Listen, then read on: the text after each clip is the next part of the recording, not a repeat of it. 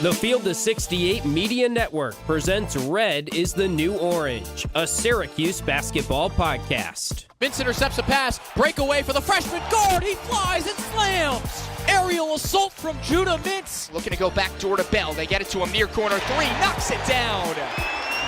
Chris Bell, the sharpshooter. Bringing you everything you need to know out of the 315. Up top, Williams surges ahead, up with the right hand and in. A pretty up and under move from Benny Williams to beat his man. Over to Taylor, he skips into the lane, puts up a floater, it drops in. Let's get it started with your hosts, Ian Unsworth and Johnny Gadamowitz. Well, Syracuse and Georgetown was a very good basketball game, a very tightly contested basketball game, a fun watch. It provided you with some great entertainment on Saturday afternoon, but unfortunately the Orange come up on the short end of the stick. Hey everyone, what's going on? Johnny Gadamowitz, Ian Unsworth. Red is the new orange. Boy, what a weekend it was in the college basketball world. An absolutely loaded Saturday slate. Syracuse, Georgetown, obviously a part of it in that 2:30 window. And the Hoyas come to the Dome and they take care of business. And this was a game where Syracuse showed some flashes, went on that run in the second half. But it was the Georgetown zone defense, no less, Ian, that got a couple of big stops. And at the end of the day, from my vantage point, this game boiled down to one thing. Georgetown had a guy that could take over the basketball game in Jaden Epps, and Syracuse did not have a guy that could take over the game down the stretch. Syracuse didn't have an offensive strategy that could solve the zone, let alone one guy. Because, yeah, you could beat a zone with one guy, but you can also beat a zone with passing and movement. You can even beat a zone with your man sets. Like, that's possible. But it all depends on who's on the floor instead of the X's and O's. And when in the last 4 minutes you don't have a field goal, you have problems. And Johnny, I hate to say it, but this one is probably on Red Autry. He is going to have to bear the brunt of this loss. He was the one that didn't have anything ready for this Georgetown zone, even though he said afterwards he knew the Hoyas would break the zone out at some point in time. And he also didn't have shooters on the floor for those final 4 minutes. Donnie Freeman's not out there. Chris Bell is not out there. That is a problem because to stretch a zone, to find that open space in the middle, you need shooting. And we know the Syracuse team doesn't have it, and it's not going to be consistent, but you might as well put your threats out there to create some illusion of spacing. And then from there, you beat the zone. And regardless of how good Jaden Epps was down the stretch, at home, with a big man that was dominant in the first half, Georgetown was in foul trouble in the first half, and even getting into the depths of the second half, this is a game you should have won. It's a game Syracuse should have won. It feels like a shoulda, coulda, woulda type of performance. Tell you what, as much as Epps was great, I was really impressed with the play of the freshman, too. Thomas Sorber, the big man down low for Georgetown. He got his.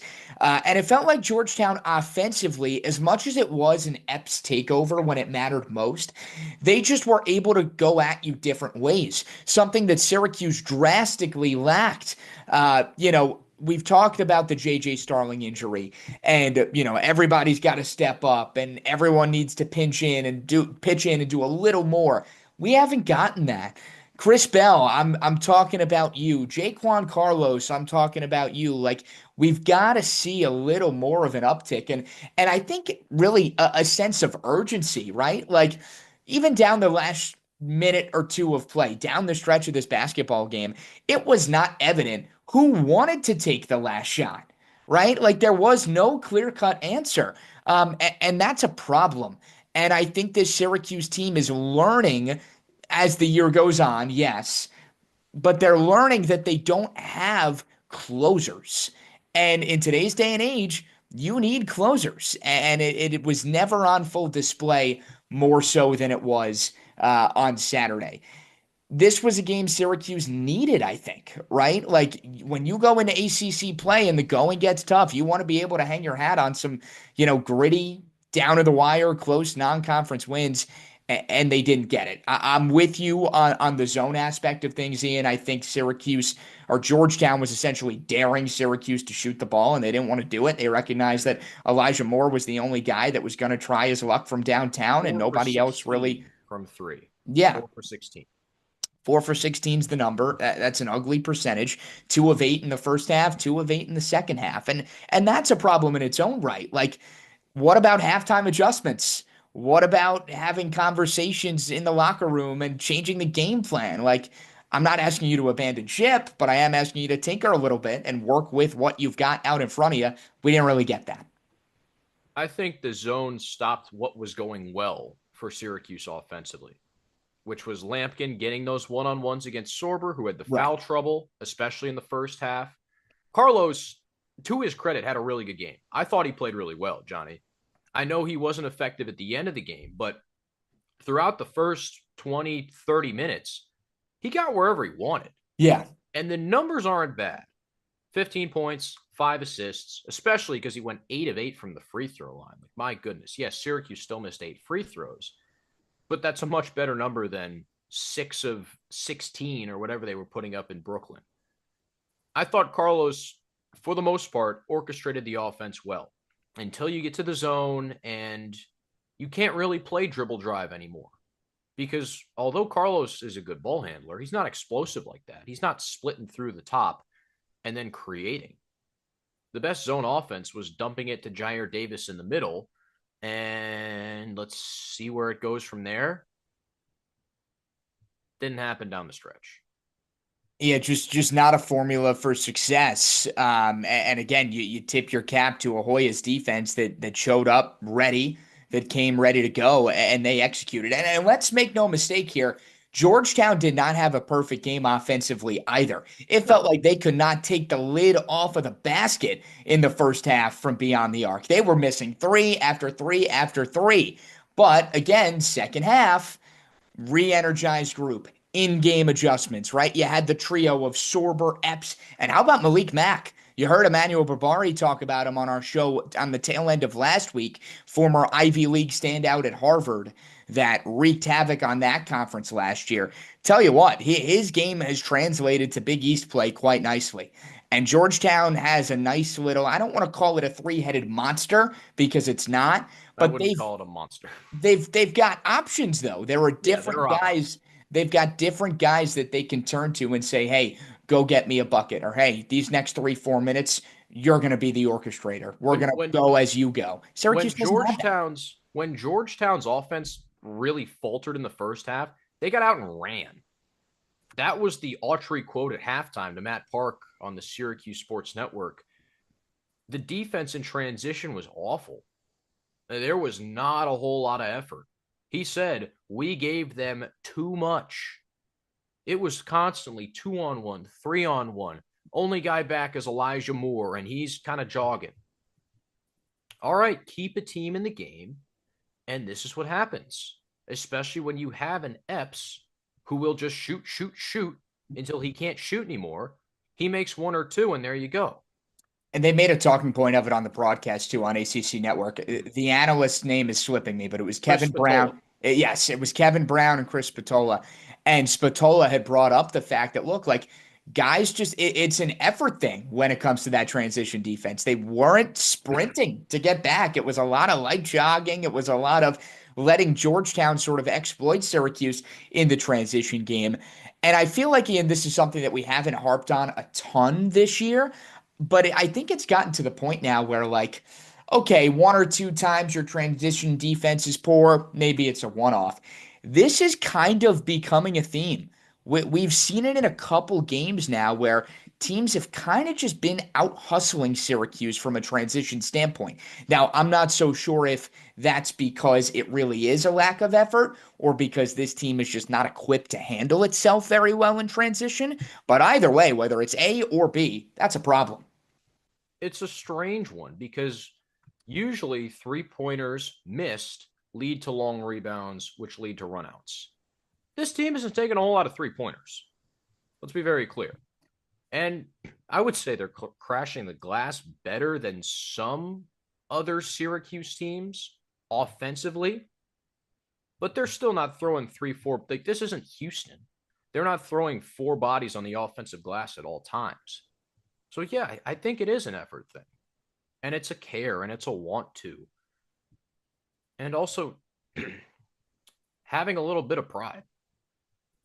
That needs to be there at all times to hustle back and make things difficult. That's really all that it is. Johnny, how about this? The Red Autry rotations. Those were definitely called into question in the second half.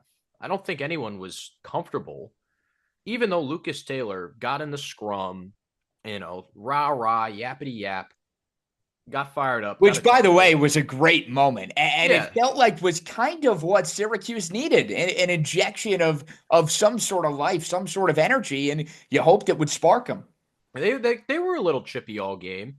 We talked about with E-Man that Lampkin and Micah Peavy were teammates back at TCU. They were going at it, yapping back and forth, chirp, chirp. And even after, excuse me, even after Taylor got teed up, he came back, forced a jump ball on one end, got an offensive rebound and a putback on the other end. Right. And those were his 2 most productive plays of the game. Other than that, though, he didn't make a whole lot of difference. And Davis had 15 points, but in the second half, he didn't make a whole lot of difference.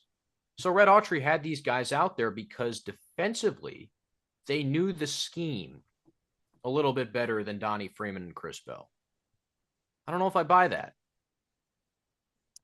I don't think I buy it. And again, I go back on, well, isn't that an issue then? Shouldn't Chris Bell and Donnie Freeman be just aware of the scheme and the game plan? Like, they're showing up to practice. They're putting in the same amount of hours. And again, we don't want to oversell this as, oh my God, the sky is falling, but you're noticing a common thread of fixable issues, fixable mistakes, a lot of which do stem from a coaching standpoint. And it's frustrating because you hear the quote like that you alluded to, Ian, with those defensive schemes. And if there is truth behind that quote, we certainly didn't see it on the floor because it didn't feel like they were that well adapted on the defensive end. Syracuse didn't sub for 13 minutes. Right. You played the same guys for 13 minutes in the second half, no less. Is that because these guys, like, are they really that defensively incompetent that you run the same guys out there for 13 minutes? Oh, yeah, we talk about zone offense and this and that. Tired legs? Do we think about that? Especially in a game where your opponent is trying to exploit you in that regard. Like, it was an uphill battle in the transition game to begin with. Now you want to factor in tired legs to that conversation, and it makes a very bad problem that much worse. And you wonder, again, kind of going back to Red Autry here. Yes, this is a more complicated defense that he's trying to play where it's almost like a triangle and 2, but the opposite. You're playing man-to-man on Epps, Sorber, Peavy, and then your other 2 guys are floating. So Davis, Lucas Taylor are responsible for help side pressuring the ball, adding those double teams in if someone gets in the paint or if Sorber catches on the block. We get it. But I really struggle to think, especially Chris Bell, who's in his 3rd year of college basketball. And Freeman, I guess, but his length and athleticism should be enough to handle any defensive scheme. And that's part of what we were sold on with Freeman, too, coming into the year, was that not only, hey, can this guy get you a bucket and put up some numbers scoring, but that he was going to be more than competent defensively, too, right? How many times were the conversations had of the length, the wingspan, the ability to not only close out on shooters, but block shots, right? Like, and it feels like we're not really seeing that. Again, he's a freshman. There's going to be growing pains there naturally, but to not have him on the court, because you want to point to defense, he's got more raw, tangible ability defensively, I think, than anybody else on this roster. And there were no foul problems. He only had 1 foul. Right. So compound all this, and I guess to put a bow on this whole conversation, Johnny, you sub Donnie Freeman back in after you get down, all right, let's put a Band-Aid on the gaping wound, and you throw it into him on the free throw line against this zone, and what do you know? Lampkin's standing there on the block, just kind of bumping hips, and Freeman sees a couple bodies. He's not really aggressive, and the possession falls flat with a minute 30 to go. Georgetown gets it up multiple possessions, and curtains. That's the ball game. I mean, yes, Freeman probably could have done better there against the zone, but he sat for 13 minutes. He did not touch the basketball for 13 minutes. Right, that's the other part. To him in crunch time. That's the other part. Not only are you factoring in the tired legs aspect of the 13 minutes, but now all of a sudden, like it's like a pinch hitter in baseball, Ian, right? You're sitting on the bench all game, you come in, you're cold, you're not loose. Same thing for Donnie Freeman. You're asking him to go get your bucket of the game after having been sitting on the bench for probably over what was probably about a half hour in real time. And against a zone, too. So it's like you're hitting a lefty that throws nothing but sliders. Right. Good luck. Right. Yeah, so a tough one for the Orange, a lot to dissect, a lot to be upset about, quite frankly, and we're sure you're upset. Make sure you leave a comment, leave a like, give us a subscribe. We appreciate your engagement all season long, and Ian, I think it's a little too soon to have like the macro conversation, but the conversation that we can have is where do you kind of go from here? And we won't get into too much Maryland because we'll have a Maryland preview for you at the tail end of this week.